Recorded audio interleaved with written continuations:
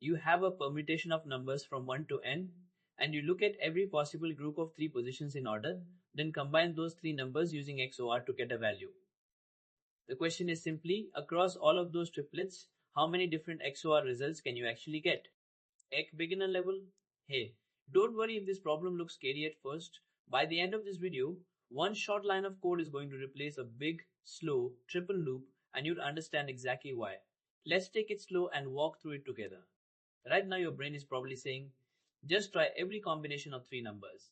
That's a totally normal first instinct, but this problem is specifically built to make that feel necessary when it isn't. There's a shortcut hiding underneath, and once you see it, you'll start looking for shortcuts like it everywhere. First, some vocabulary. A permutation just means the numbers 1 through n, shuffled into some order. No repeats, no gaps. We are going to pick 3 positions in the array. They're allowed to be the same position as long as we pick them in order and combine the 3 numbers using something called XOR. We'll explain that next. All the problem wants from us is, how many different results can that combination ever produce? Here is the single most important fact in this whole video, so let's really absorb it. If you XOR any number with itself, you get 0. Picture flipping a light switch on, then off again. You end up right back where you started. That's exactly what's happening here. Keep this idea in your back pocket, because everything we do from here on out relies on this one cancelling out behavior. Remember that cancel to 0 fact? Here's where it pays off.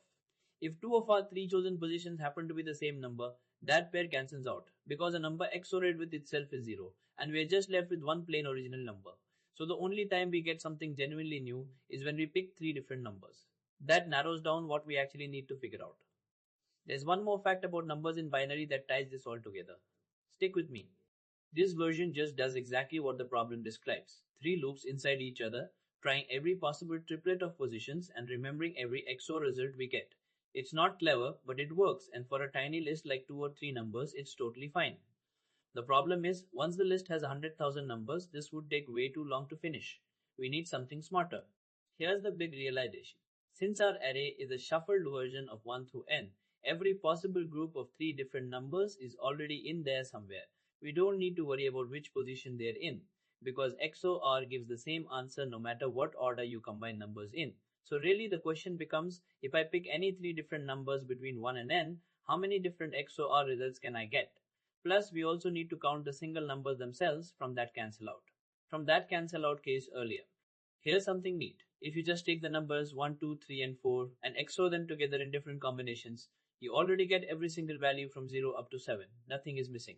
Adding more numbers that don't need any extra binary digits, I or bits to write down doesn't unlock any new results. So all we really need to know is, how many bits does it take to write n in binary?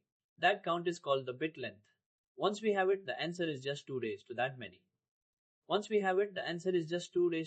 Bits, meaning multiply 2 by itself, that no need extra binary digits just to write down.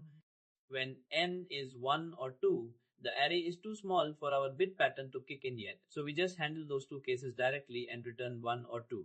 For every other size, we take 1 and shift it left by the bit length of n, which is just a fast way of computing 2 raised to that power. And that's the entire solution, no loops needed. Let's practice what we just learned. Pause the video here and try to work out the answer for n equals 4 yourself. Don't reach for the triple loop. Use the bit length trick we just built instead. Take your time, then come back and check your answer. Writing the number 4 in binary takes 3 bits, so its bit length is 3. Then 2 raised to the power of 3 is 8, so the answer is 8. If you trace through the slow triple loop version by hand, you'd get exactly the same 8 unique values. We just got there instantly instead. If the bit length trick still feels like a lot, here's a friendlier option. Just brute force the first handful of numbers in the array, since new XOR results stop showing up pretty quickly. It's easier to write and easier to trust without doing any binary math. The trade-off is that you're trusting a pattern you noticed, not a proven formula. So it's a good stepping stone, not the final answer. The slow triple loop way gets dramatically slower as the list grows. That's what order n cube means. Roughly n times n times n steps. Our bit formula, on the other hand, takes the same tiny amount of work no matter how big the list is. So once your list has more than a few hundred numbers, the formula isn't just nicer, it's the only realistic option. It's always good practice to check the small weird cases. When n is 1, there's only one possible triplet, so the answer must be 1, and our special case handles that. When n is 2, we get exactly 2 possible values, which matches what we saw earlier. And even when n is huge, like 100,000, the bit length trick only needs a few quick steps to finish. Let's recap what we learned today. When 2 of our 3 picks repeat, they cancel out, so only truly distinct triples matter. And it turns out just a few numbers are enough to produce every possible XOR result below a certain size. So the whole answer boils down to 2 raised to the bit length of n, with 2 small exceptions for n equals 1 and 2. Great job following along. This same bit trick shows up again tomorrow in a trickier graph problem, so see you then. If this helped things click for you, a like really does help things. Intermediate level. One line of bit math replaces a triple loop. Here's how. By the end, you'll spot this exact pattern in seconds. Let's get into it. Your instinct right now is probably just check every triplets. That's the trap. This problem is designed to look brute forceable while hiding a one-line shortcut. Once you see the shortcut, you will distrust that instinct in a good way on every XOR problem after this. We've got an array that's just the numbers 1 through n shuffled around. We pick 3 positions, allowed to repeat as long as they go in order, and XOR the values together. We just need to know how many different results are even possible. Think of XOR like 2 light switches. Flip them the same way and the light's off. Flip them differently and it's on. That last part is the whole trick. A number XORed with itself always cancels to 0. Hang on to that, it's about to matter. Here's the trick. Whenever 2 of the 3 picked positions match, the XOR collapses back to just one original number, since the number XORed with itself cancels to 0. So the only genuinely new values come from 3 distinct numbers. There's exactly one extra fact about binary numbers that finishes this off. Hold that thought. This brute force literally does what the problem describes. 3 nested loops trying every triplet, about as elegant as a sledgehammer cracking an egg. It gives the right answer for tiny arrays like n equals 2 or 3. The moment n hits 100,000, this is going to run forever. Since nums is a permutation, any 3 distinct numbers you'd ever want are already sitting somewhere in that array. XOR doesn't care about order, only which 3 numbers got picked. In short, the answer is just how many unique values come from XORing any 3 distinct numbers from 1 to n, plus the numbers themselves. It turns out just 1, 2, 3 and 4 already produce every value from 0 up to 7. Once your bit width is fixed, throwing in more numbers with that same width adds nothing new. So the answer is simply 2 raised to the number of bits n needs. We special case n equals 1 and n equals 2. Since they're too small to hit the full bit pattern, they just return 1 and 2 directly. For everything else, we shift 1 left by however many bits n needs, and that's the whole answer. Clean. Before I show you, pause the video and work this out yourself for n equals 4. Use the trick we just built, not a triple loop. What comes out?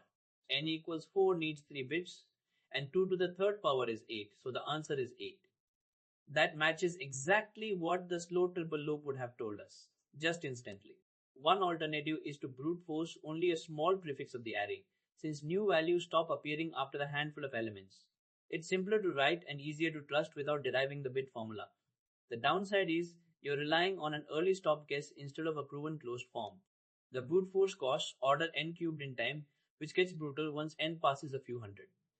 The bit length formula costs constant time and constant space no matter how big n gets. Honestly, past a tiny input size, just use the formula. N equals 1 only has a single possible triplet, so the answer has to be exactly 1, and our special case covers that. N equals 2 matches the example directly. Even at n equals 100,000, bit length does just a handful of shifts. Remember that triple loop from the start? Turns out repeated indices just cancel, folding everything into one bit shift. I used to brute force problems like this before trusting that pattern.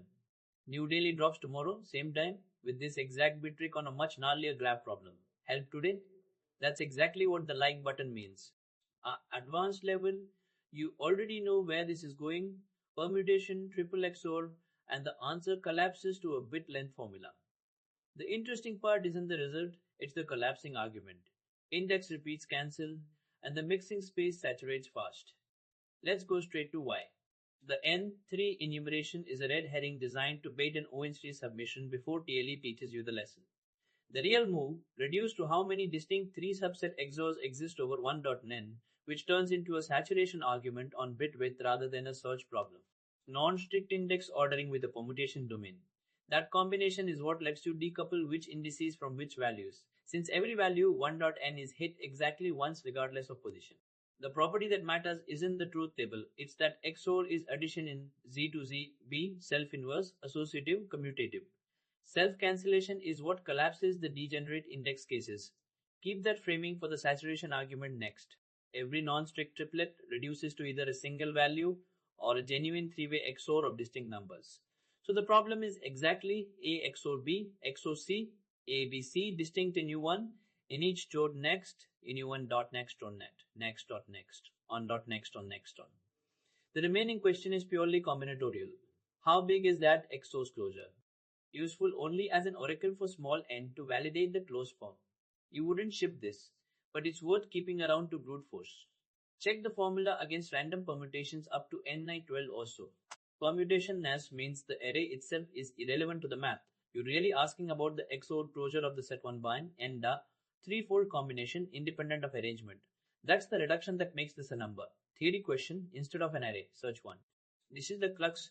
Once your working set spans a full bit, width contains a number with the top bit set plus enough lower values to freely toggle every bit below. The 3 XOR closure is the entire 0-2 beep space. You can't do better than everything. Adding more elements past that point is probably redundant since you're already at the pigeonhole ceiling. 9.1 and 9.2 feign the saturation premise, not enough elements to reach the full closure, so they're carved out as base cases.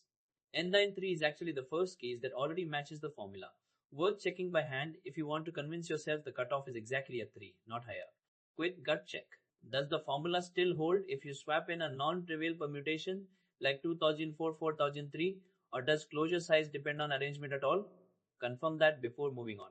8. Confirming full saturation of the 3-bit space. Notice this is arrangement invariant, which is the tell that the array itself was a distraction from a pure set theory question. A common interview follow-up proved the early stop empirically instead of algebraically, brute force a prefix, and stop once the scene set size stalls across an added element. It's a legitimate fallback if you can't derive or trust the closure argument on the spot, but be ready to defend why the stall point is real and not a coincidence of small n. Not much to say here that isn't obvious or one dominates. The only reason to reach for brute force at all is as a correctness oracle during derivation, never in submission. 9.2 are the only places the saturation argument breaks down, and calling that out explicitly, rather than discovering it via a failing test, is usually what separates a clean derivation from a patched, after the fact one. The general pattern here, degenerate cases cancelling under a group operation, then a saturation pigeonhole bound closing out the rest, recurs constantly in XOR problems. Tomorrow's drop applies the same skeleton to a graph problem, worth comparing the two derivations side by side. Quick quiz time. That slow triple nested loop version we walked through, what's its time complexity? Pause and take a guess. Take a second, think it through. It's O of n cubed. 3 nested loops, each running across the array. That cost is exactly why the XOR cancellation trick matters. Round 2. If 2 of the 3 picks share the exact same value, what happens when you XOR them together? Guess before I show you. Give it a moment, picture the bits lining up. They cancel out to 0, since XORing identical values always zeros every matching bit. That cancellation is the whole shortcut behind our faster solution.